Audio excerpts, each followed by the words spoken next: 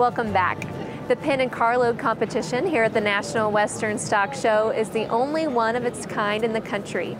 Angus cattle will be competing in sets of 3 and 10 to display their consistent top quality genetics.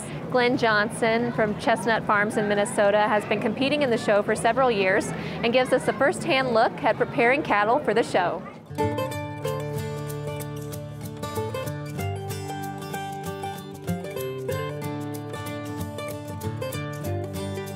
Well, this week we brought a carload of bulls, and we brought a pen of bulls, and we're enjoying the nice weather. We're showcasing our cattle that we had produced and see where we compare to other ranchers and breeders in the country here. There is no other show like this in the country that you can try to show 10 bulls that are going to try to be uniformed and nice and well balanced for everything.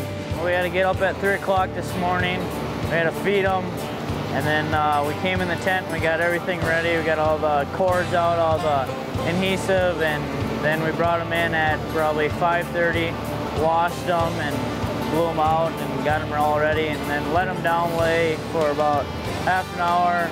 Then after that, we started fitting them for the show. What I'm thinking about in the morning is making sure that they all ate well.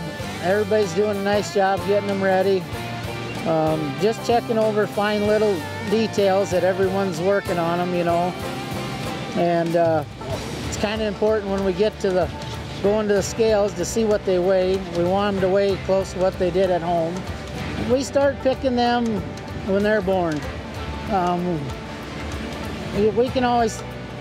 We always tell when those calves are born what's going to be good, and you kind of watch them grow through the summer, and usually by May time we got a pretty good idea which bulls are going to be in the carload and the pen. And I look for structure.